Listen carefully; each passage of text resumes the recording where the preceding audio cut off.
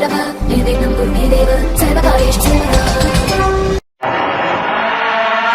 रात होती है तो हम एक दिया जला लेते हैं और उसी रोशनी में खुद को महफूज समझते हैं, मगर उस रोशनी के करीब जो अंधेरा है वो अपने अंदर बहुत सारी कहानियां समेटे हुए है और इन्हीं कहानियों को आपको लेकर आता है रात के अंधेरे में।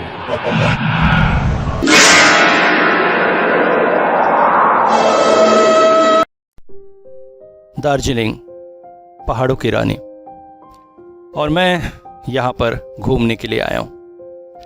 हालांकि लोग यहाँ गर्मियों में घूमने आते हैं और उस समय यहाँ बहुत भीड़ भाड़ भी होती है, पर मैं आया हूँ अक्टूबर के इस ठंडे महीने में। वैसे इस साल अक्टूबर में हल्की फुल्की बारिश भी हो रही है, सो दार्जिलिंग में भी बारिश होने का डर है, मगर मुझे तो आना ही था। असली में मेरा एक बहुत बड़ा एक्सीडेंट हो गया था। बड़ी मुश्किल से खुद को संभाला और फिर से अपने पैरों पर खड़ा किया, इसलिए मन बड़ा विचलित सा हो रहा था।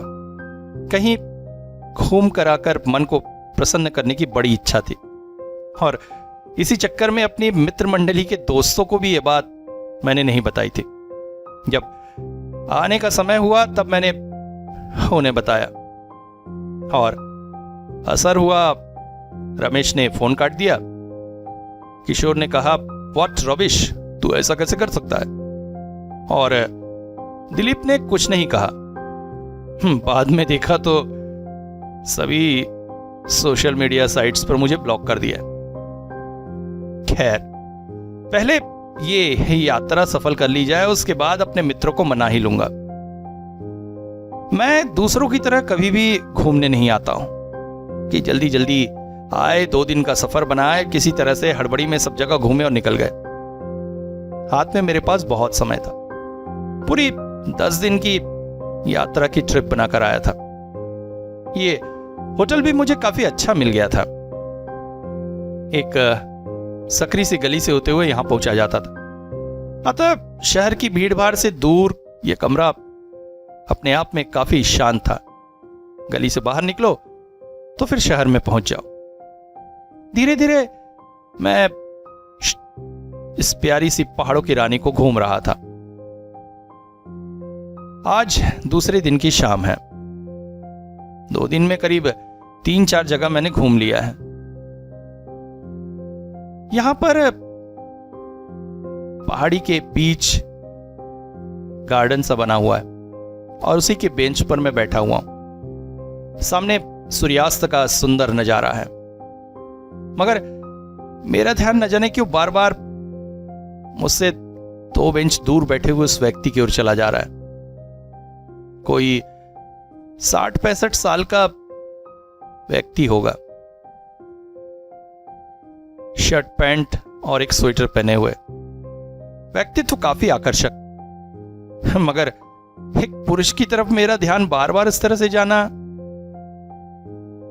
व्यक्ति का एक पांव नहीं है, बैसाखी के सहारे चलता है वो, और उसी बैसाखी को बार बार वो जमीन पर ठोक रहा था, जिसकी ठक ठक की आवाज से ही मेरा ध्यान बार बार उसकी ओर आकर्षित हो रहा था। मैंने अपने आप को संभाला। इस तरह से बार बार उनकी तरफ देखना उचित नहीं है। फिर अपने विचारों से परेशान होकर मैं होटल में जाने के लिए उठा। मैंने देखा मेरे साथ साथ वो व्यक्ति भी उठ गए और धीरे धीरे मेरे आगे आगे सड़क पर चलने लगे। मैंने अपनी गति को थोड़ी धीमी कर ली। मैं उसके आगे नहीं निकलना चाहता था, मगर आश्चर्यजनक तौर से वो मेरे आगे आगे ही चला जा रहा था। और सबसे आश्चर्यजनक बात तो ये हुई कि वो भी उसी गली में मुड़ रहा था जिस गली में मेरा होटल था। मैं परेशान सा उसके पीछे पीछे ही जा रहा था कि अचानक एक पत्थर से बैसाखी टकराकर वो लड़खड़ाकर जमीन पर गिर पड़ा। और एक भद्र पुरुष होने के नाते जो मुझे करना चाहिए था वही मैंने किया। दौड़कर जाकर उन्हें सहारा देकर उठाया। अरे रे, आप ठीक तो हैं? थैंक यू, मैं ठीक हूं। मेरा चश्मा। पास ही पड़े चश्मे को उठाकर मैंने उन्हें दिया। Oh thank you. व्यक्ति थरथर कांप रहा था। उम्रदराज व्यक्ति के साथ ऐसा कुछ हो जाए तो ऐसा होता है। मैंने उन्हें सहारा देकर उनकी बैसाखी उन्हें पकड़ा दी। आप मेरी थोड़ी मदद करेंगे? मेरा घर यहाँ पास ही में है, अगर मुझे वहां तक छोड़ दें। अरे क्यों नहीं, आइए ना। मैं उन्हें साथ लेकर उस गली में चल पड़ा। गली के अंदर दूसरे नंबर के घर के सामने जाकर वो रुक गए। अपनी जेब से चाबियों का गुच्छा निकाला जिसमें 4-5 चाबियां थी। उनमें से एक चाबी से उन्होंने गेट खोला। गेट खुलते ही अंदर का दृश्य सामने स्पष्ट हुआ। नीचे स्टोर रूम सा था और ऊपर सीढ़ियां चली जाती थी। ऊपर ही शायद उसका घर था। घर खुलते ही एक अजीब सा गंध का भभक्का मेरे नाकों में लगा। ये गंध पहचानी सी है, मगर किस चीज की है मुझे याद नहीं आया। मगर फिर मैंने अपने दिमाग को झटक दिया। अक्सर ऐसा होता है जब हम किसी और के घर में जाते हैं तो वहां पर हमें कई तरह की गंध आती है। हालांकि घर में रहने वाले लोगों को इस बारे में पता नहीं चलता है, मगर सिर्फ अजनबियों को ही ये गंध महसूस होती है। ऐसी ही कोई गंध होगी। अचानक व्यक्ति बोला, आइए ना, अंदर आइए। अरे नहीं नहीं, मैं चलता हूं, जरा काम था। अरे ऐसे कैसे जाएंगे, आइए आइए। उसके स्वर में जैसे अजीब सा आकर्षण था। मैं उसके पीछे पीछे सीढ़ियां चढ़ने लगा। मन में यह भी आया कि बेचारा अकेले सीढ़ियां कैसे चढ़ेगा, मैं इसे ऊपर तक छोड़ाता हूं। ऊपर चढ़ते चढ़ते अचानक एक कमरे के सामने से मैं गुजरा जिसका दरवाजा बंद था। दरवाजे पर काले रंग का पेंट था। यहां पर वो गंध और तेज थी। एक अजीब सा आकर्षण मुझे उस दरवाजे की तरफ खींच रहा था। मन किया पूछ लूं इस दरवाजे के पीछे क्या है, मगर अपने आप को संयत किया। उस कमरे से करीब 3 सीढ़ी चढ़ने के बाद एक बड़ा सा बरामदा था जो उस व्यक्ति का बैठक घर था। उसके बाद पास ही किचन और इधर एक सोने का कमरा था। बरामदे में 2 सोफे रखे थे। उसने मुझे बैठने के लिए कहा, मगर अब की बार मैंने उससे अनुमति ली। मुझे कुछ काम था सर, मैं जल्दी निकलूंगा। सच्चाई ये थी कि मुझे उस कमरे में बहुत असहज लग रहा था। ऐसा लग रहा था जैसे बहुत सारे लोग आसपास हैं और मुझे ही देख रहे हैं। आप यहां अकेले रहते हैं? आते आते मैंने प्रश्न किया। हो, मेरी पत्नी की मौत के बाद से तो मैं यहां अकेला ही हूं। वहां से मैं अपने होटल के कमरे में लौट आया, मगर रह रहकर बार बार दिमाग में यही बात कौंध रही थी कि अगर वो व्यक्ति उस घर में अकेला रहता है तो फिर वो कौन थे जिनके मुझे देखे जाने का अनुभव मुझे बार बार हो रहा था। खैर, अपने दिमाग को इस बात में भिड़ाना मेरे लिए ठीक न था। अगले 2 दिन घूमने फिरने में ही मैंने समय बिताया। तीसरे दिन पासी के मॉल में जाकर कुछ खरीदारी की और शाम को एक बार फिर से पहाड़ी के उसी जगह पर कुर्सी पर बैठा हुआ था। तभी अचानक कानों में पड़ी बैसाखी की वही ठक ठक की आवाज। मैं जैसे सिहर सा उठा और मुड़कर उधर देखते ही मेरी पास वाली बेंच पर ही वो व्यक्ति बैठा हुआ दिखा। हेलो, कैसे? इस बार उसने तुरंत ही मुझसे बात की। ठीक, आप कैसे हैं?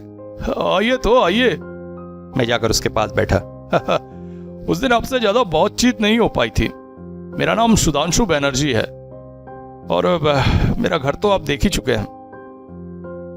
आज समय हो तो चलिए बैठकर कुछ बातचीत करेंगे। वैसे भी अकेले रहते रहते परेशान हो जाता हूं। कोई अगर बातचीत करने वाला मिला तो बड़ा अच्छा लगता है। जी, वो उस व्यक्ति के स्वर में एक अजीब सा सम्मोहन था। चाहकर भी मैं उसे ना नहीं कह पाता था। उसके साथ साथ ही मैं उसके घर की तरफ चल पड़ा। आज भी दरवाजा खुलते ही साथ वो गंध का अजीब सा भवक्का मेरे नाकों में आकर टकराया। फिर मैं उसके साथ कमरे में जाकर बैठ गया। मेरा ध्यान बार बार उसके कटे हुए पैर की तरफ जा रहा था और न जाने किस सम्मोहन विदा से उसने मेरे मन की बात जान ली। बोल पड़ा, मेरा पैर कैसे गया यही आप जानना चाहते हैं ना? मैं थोड़ा सा असहज हो गया। अरे नहीं नहीं, ऐसा कुछ नहीं। कोई बात नहीं, कोई बात नहीं, सबको सहज ही कौतूहल होता है। असली में अभी साल भर पहले एक एक्सीडेंट में मेरी पत्नी और बेटी की मौत हो गई। मैं यहीं के पीडब्ल्यूडी ऑफिस में काम करता था। उस दिन मैं ऑफिस के किसी काम से कालिंपोंग गया हुआ था। वहीं मुझे एक खबर मिली। लौट कर आया तो मेरा संसार उजड़ चुका था। खैर, एक काम करता हूं, कॉफी बना लाता हूं, फिर पीते पीते बात करेंगे। अरे नहीं, आप तकलीफ मत कीजिए, मैंने कहा। नहीं नहीं, इसमें तकलीफ की क्या बात, वैसे भी मैं तो पीता ही। कुछ समय बाद कॉफी के 2 प्याले लेकर वो मेरे सामने उपस्थित हुए। प्याले में पहला सिप लेते ही साथ मुझे बड़ा अजीब सा लगा। नहीं, कॉफी बुरी नहीं थी, मगर ऐसे स्वाद की कॉफी मैंने आज तक नहीं पी थी। बहुत ज्यादा मीठी, अजीब सी। कमरे में बैठे बैठे मैंने कमरे का निरीक्षण किया था। कमरे में सोफा, एक किताबों की अलमारी और 1-2 फोटो लगे थे। किताबों की अलमारी में बहुत सारी किताबों के साथ साथ कुछ बहुत पुरानी पोथी जैसी किताबें भी पड़ी थी। और कमरे की सबसे आश्चर्यजनक बात यह थी कि कमरे में कोई भी आईना नहीं था। आईना क्या, कोई भी ऐसी वस्तु नहीं थी जिसमें कांच लगा हो या उस पर किसी की परछाई बन सके। यह मुझे बड़ा ही आश्चर्यजनक लगा था। व्यक्ति आगे कहने लगा, तो मैं कहां था? तब तक मैंने एक और बात अनुभव की। मुझे नींद सी आ रही थी, शायद दिन भर घूमने की थकान की वजह से। मैंने कॉफी के 1-2 सिप और लिए। कॉफी पीने से नींद तो भाग जानी चाहिए थी, मगर अभी भी मैं नींद का अनुभव कर रहा था। मैं जल्दी से उस व्यक्ति से बातचीत समाप्त करके होटल जाकर सोना चाहता था। अचानक वो बोला, ऊपर आते समय अपने कमरा देखा होगा। उस कमरे में ही सारी बातों की जड़ छुपी है। आइए मैं आपको दिखाता हूं। वो उठकर आगे आगे चलने लगा। मैं ना कह सका, क्योंकि उस कमरे को देखने का कौतूहल तो पहले दिन से ही मेरे मन में था। क्या ऐसा है उस कमरे में? व्यक्ति मेरे आगे आगे जाकर कमरे का दरवाजा खोला।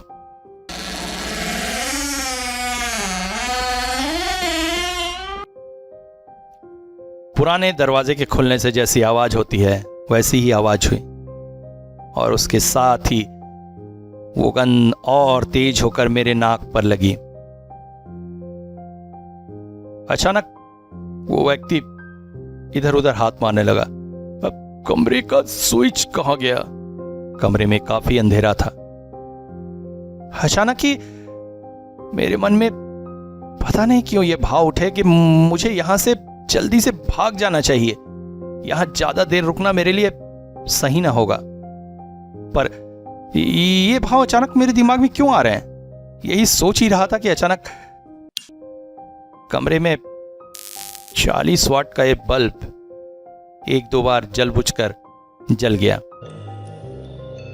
कमरे में हल्की रोशनी फैल गई, और उस रोशनी में कमरे में जो कुछ मैंने देखा उसे देखकर एक पल को मैं चौंक सा उठा था। कमरे के ठीक बीचों बीच एक बड़ा सा पिंजरा था और उस पिंजरे के अंदर मकड़ी जैसी दो बड़ी बड़ी आकृतियां थी, मगर मकड़ी पूरी तरह से नहीं थी, क्योंकि ऐसा लगता था जैसे किसी इंसान के शरीर से 6 पैर निकल आए हों और उसके मुंह से 2 बड़े बड़े सोंक जैसे निकल आए हो, जैसे केकड़े के होते हैं। मकड़ी के पास ऐसे धारदार सोंक नहीं होते हैं। मतलब मकड़ी, केकड़ा और इंसान अगर तीनों को मिला दिया जाए तो ही ऐसी आकृति बन सकती है। ये क्या है? मैं चौंक पड़ा। अचानक उस व्यक्ति की हंसी कमरे में गूंज गई। यही तो है मेरे पैर खोने का कारण। पत्नी और बेटी की मौत के बाद मैं जैसे पागल सा हो गया था। मन में जिद आ गई थी उन्हें दोबारा जीवित करना है। और फिर मैंने बहुत सी पुरानी पोथी पत्रियों का अध्ययन किया। तभी मेरे दिमाग में बात आई, किताबों के शेल्फ में मैंने कुछ पुरानी पोथियां देखी थी और उन्हीं पोथी में मुझे एक में मिली मृत आत्माओं को जीवित करने का मंत्र। और मैंने बिना कुछ सोचे समझे जीवित करने की कोशिश की अपनी पत्नी और बेटी को। मगर नौसिखिया मैं न जाने मृत्युलोक से कौन सी भयानक आत्माओं को ले आया जो मेरी पत्नी और बेटी इस रूप में बदल गए। इन्हें जो देख रहे हो ना, ये मेरी पत्नी और बेटी ही हैं। और ये भयानक प्रेत कुछ दिनों में भूख से बिलबिला उठते हैं और तब ये इतने खतरनाक हो जाते हैं कि अगर इन्हें खाना न मिले तो ये कुछ भी कर सकते हैं। उस दिन इनके लिए खाने का इंतजाम नहीं कर पाया था। मुझे अपनी मौत साक्षात सामने दिखाई दे रही थी। तब ये बहुत भूखे थे और इनकी भूख शांत करने के लिए ही मुझे अपने पैर काट कर इन्हें खिलाने पड़े, वरना ये मुझे मार कर खा जाते। इसीलिए समय समय पर मैं शिकार पर निकलता हूं और लेकर आता हूं किसी को इनकी भूख मिटाने के लिए। क्या? हाँ, आज इनका शिकार तुम हो। तुम्हें कॉफी में नींद की दवा मैंने दे दी है, चिंता मत करो, ज्यादा तकलीफ तुम्हें नहीं होगी। अब बाकी मैं एक नींद का इंजेक्शन भी तुम्हें लगा देता हूं। नींद में ही तुम इनके पेट में चले जाओगे और तुम्हें कुछ भी पता नहीं चलेगा। अब मुझे और ज्यादा नींद आने लगी थी। मैं पास की दीवार को पकड़कर अपने आप को संभालने की कोशिश कर रहा था। मैं क्या करूं? एक और नींद का ये झोंका जो मुझे खड़े नहीं रहने दे रहा है, और दूसरी ओर सामने साक्षात मौत जो अपने दांत फाड़े मेरा इंतजार कर रहे थे। अचानक वो व्यक्ति कमरे की एक तरफ हुआ और दराज खोलकर इंजेक्शन और एक शीशी निकालकर उसमें दवा भरने लगा। मेरे लिए यही समय था। मैं तुरंत झपटा पिंजरे पर और पिंजरे का दरवाजा खोलकर दरवाजे के पीछे छुप गया। पिंजरे के दरवाजा खुलने की आवाज से व्यक्ति पलटा और तब तक बहुत देर हो चुकी थी। वो दोनों पिशाच उस पर टूट पड़े। तभी अचानक मैंने पिंजरे का दरवाजा बंद करके कमरे से भागने की कोशिश की और इतने में ही उन पिशाचों में से एक की नजर मुझ पर पड़ गई। वो उस व्यक्ति को छोड़कर मेरी ओर झपटा, मगर तब तक मैं तेजी से दौड़कर कमरे से बाहर निकल गया और बाहर पहुंचकर ही मैंने कमरे का दरवाजा बंद कर दिया। तभी अचानक कमरे के दरवाजे के टूटने की आवाज आई और उसका वो मोटा सोंक उसे फाड़कर बिल्कुल मेरे सर के पास आकर रुक गया। अगर थोड़ा सा भी मैं आगे खड़े होता तो शायद अभी तक मेरा सर फटकर खून बह रहा होता, मगर ईश्वर की कृपा से मैं बच गया। मैं तेजी से सीढ़ियां उतरकर घर से बाहर की ओर भागने लगा। अंदर से उस व्यक्ति के चीखने की आवाज अभी तक मेरे कानों में आ रही थी। मैं दौड़ता हुआ किसी तरह से होटल पहुंचा और जाकर अपने कमरे में चुपचाप सो गया। अगले दिन दोपहर के बाद मेरी नींद खुली। रात की बात सोचकर मेरा शरीर अब भी कांप उठा था। किसी तरह से अपने आप को सामान्य किया। शाम को चाय पीने के लिए गली के मोड़ में गया। चाय की सिप अभी ले ही रहा था कि अचानक गली की तरफ और उस घर की तरफ देखा मैंने। मेरी कांपती नजरें उस घर की ओर देखना नहीं चाहती थी, मगर फिर भी कौतूहल मिटाने के लिए मैं उस घर की तरफ देख रहा था। और अगले ही पल चाय का कुल्हड़ मेरे हाथों से छूटकर जमीन पर गिर के टूट गया, क्योंकि ऐसा आश्चर्यजनक दृश्य मैंने सामने देखा था जो मेरे लिए असामान्य था। ये क्या? गली के दूसरे नंबर पर वो घर तो था ही नहीं, बल्कि उसकी जगह एक पुराना सा लॉज था। और लॉज को देखकर समझ में आ रहा था कि काफी पुराने समय से वो यहीं पर है। तो फिर मगर मुझे पूरी तरह से याद है, मैं तो उसी जगह पर उस गुलाबी घर में गया था। अपने आप को सामान्य करके मैंने चाय वाले से पूछा, भाई साहब, वो दूसरे नंबर पे एक गुलाबी कलर का घर हुआ करता था ना, जहां पर एक लंगड़ा व्यक्ति रहता है? कौन सा गुलाबी घर बाबू? हम तो 10 साल से यहाँ ठेला लगा रहे हैं। वहां पर तो बहुत पुराने समय से वो लॉज है, और ऐसा कोई अपाहिज व्यक्ति तो इस गली में नहीं रहता है।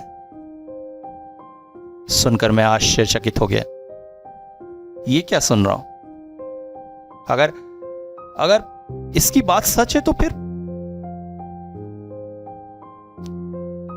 अगले 4 दिन भी मैं दार्जिलिंग में रहा, घूमा फिरा और फिर वापस लौट आया।